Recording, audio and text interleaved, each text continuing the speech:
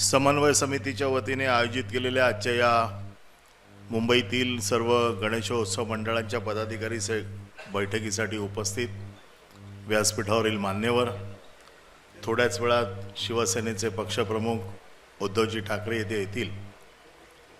आता जसं आपण आज सगळे जमलेलो आहोत, मला आठवत आहे की आपले नेते लीलाधर डाके यांच्या नेतृत्वाखाली जशी मुंबई शहराची एक समन्वय समिती होती, तशी आम्ही मुंबई उपनगराची एक उपनगर समन्वय समिती बनवली होती।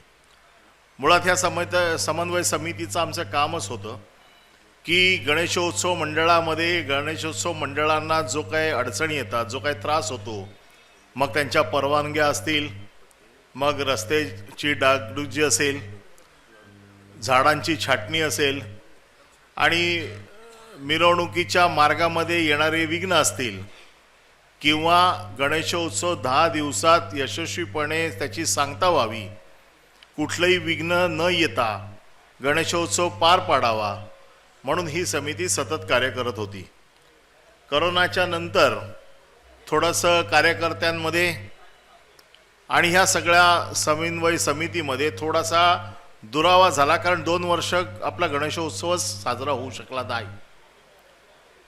आणि आपल्याला माहिती आहे की हे सगळं करत असताना मुंबई महानगरपालिका फार मोठ्या प्रमाणात पुढाकार घेत होती आणि मुंबई महानगरपालिका महापौरांच्या माध्यमातून वॉर्ड स्तरावरती बैठका आयोजित करत होती, मुंबई स्तरावरती बैठका आयोजित करत होते, मग वेगवेगळे DMC वेगवेगळ्या बैठका आयोजित करत होते, आणि मग एक खिडकी योजना असेल, वेगवेगळे नियम असतील, जाचक नियम असतील, जाचक अटी असतील, या सगळ्या गोष्टी या गणेशोत्सवाच्या अगोदर या सगळ्या सोडवल्या जात होत्या।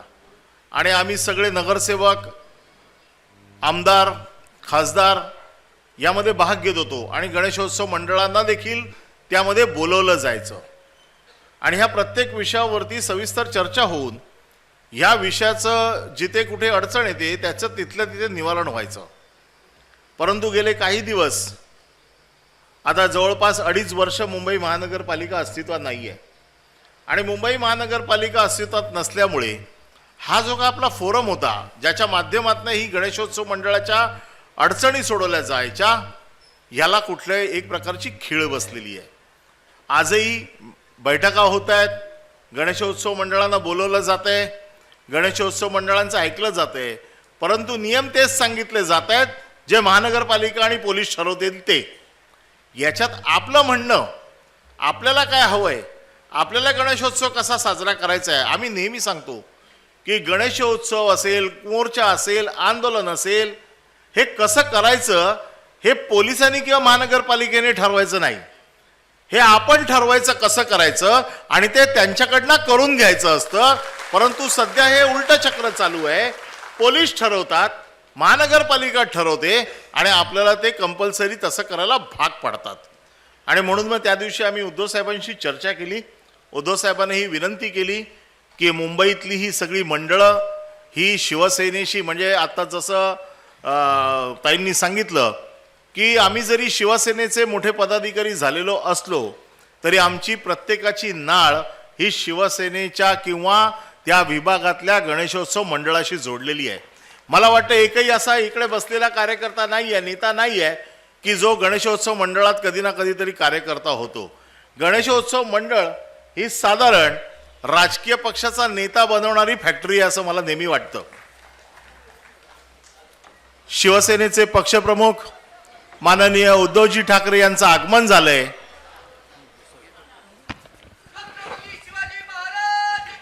गणपती बाप्पा, हिंदू सम्राट शिवसेना प्रमुख माननीय बाळासाहेब ठाकरे यांचा।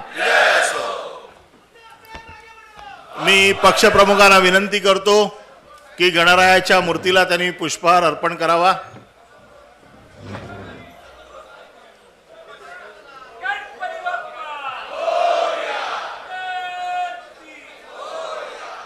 मी अनिल देसाई शिवसेना नेते यांना विनंती करतो की लोकमान्य टिळकांच्या शिवाजी महाराजांना पुष्पहार अर्पण करावा. उद्धव साहेब.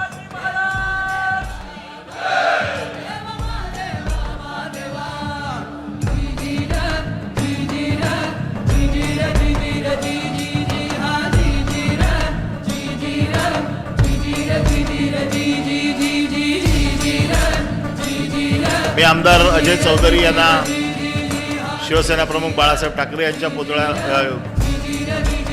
प्रतिमेला हार अर्पण करायची विनंती करतो. माजी महापौर महासाहेबांच्या प्रतिमेस पुष्पहार अर्पण करतील. शिवसेना उपनेते अरुण दुधवडकर, शिवसेना उपनेत्या राजुलताई पटेल, शिवसेना उपनेत्या संजना घाडी आणि शिवसेना उपनेत्या शीतल देवरुखकर यांनी मंचावरती यायचं.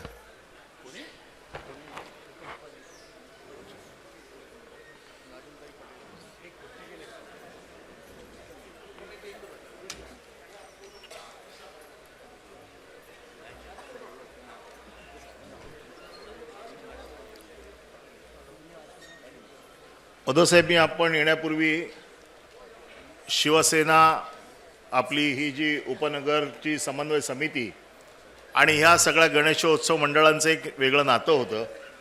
गणेशोत्सवाच्या काळामध्ये येणाऱ्या विविध अडचणी या आपण मुंबई महानगरपालिकेच्या माध्यमातून वेगवेगळे त्यांचे प्रश्न सोडवत होतो. परंतु करोनाच्या नंतर ह्या सगळ्या गोष्टींमध्ये महानगरपालिका आणि गेले 2.5 वर्ष आपले नगरसेवक नसल्यामुळे, महापौर नसल्यामुळे प्रशासन बैठका घेते, पोलीस बैठका घेतात, परंतु सगळे नियम आणि अटी हे ते ठरवतात आणि त्यांच्या अटीप्रमाणे आपल्याला उत्सव करावा लागतो. पूर्वी असं होत नव्हतं. पूर्वी असं होत होतं की आपण उत्सव कसा साजरा करायचा हे आपण ठरवत होतो आणि पोलिसांना त्या चौकटीमध्ये बसवून सगळं मदत करून आपण छानपणे आपले आत्तापर्यंतचे उत्सव साजरे केलेले आहेत. आणि म्हणून ह्या वेळेला आपण सगळ्यांना उद्धव साहेबांच्या विनंतीनुसार आपण सगळे इकडे आलात. आपल्या काही अडीअडचणी आमच्यापर्यंत आलेल्या आहेत आणि म्हणून मी साहेबांना विनंती केली की मुंबईतल्या ह्या सगळ्या मंडळांना, गणेशोत्सव मंडळांना शिवसेनाच एक हा आधार आहे आणि हा आधार त्यांना कायम आपलासा वाटलाय. आणि मला असं वाटतं की जास्तीत जास्त मंडळं आजही सगळी शिवसेनेच्या बरोबर आहेत. अशा परिस्थितीत ह्या सगळ्या मंडळांना एक दिलासा देण्याचं काम माननीय उद्धवजींनी नेहमी केलेलंच आहे. या उत्सवाच्या निमित्ताने आपण वेगवेगळे कार्यक्रम आयोजित करतो, वेगवेगळ्या आपण आपले उपक्रम असतात, सामाजिक उपक्रम असतात, शैक्षणिक उपक्रम असतात, या सगळ्या गोष्टी करतच असतो. आणि जसं लोकमान्य टिळकांनी ज्या वेळेला हा उत्सव साजरा करायचं ठरवलं त्यावेळेला एकच त्यांची भूमिका होती की सगळ्यांना एकत्र आणून ती चळवळ उभी करायची. परंतु आज आपण सगळे या उत्सवाला लोकांपर्यंत संदेश देण्याचं काम या उत्सवाच्या माध्यमातून करत असतो.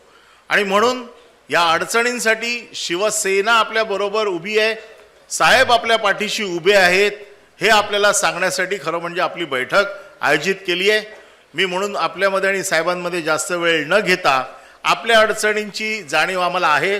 मुंबई शहरातले मोठे मोठे उत्सवाचे सर्व पदाधिकारी व्यासपीठावर आहेतच, आपण देखील इथे बसलेले आहात.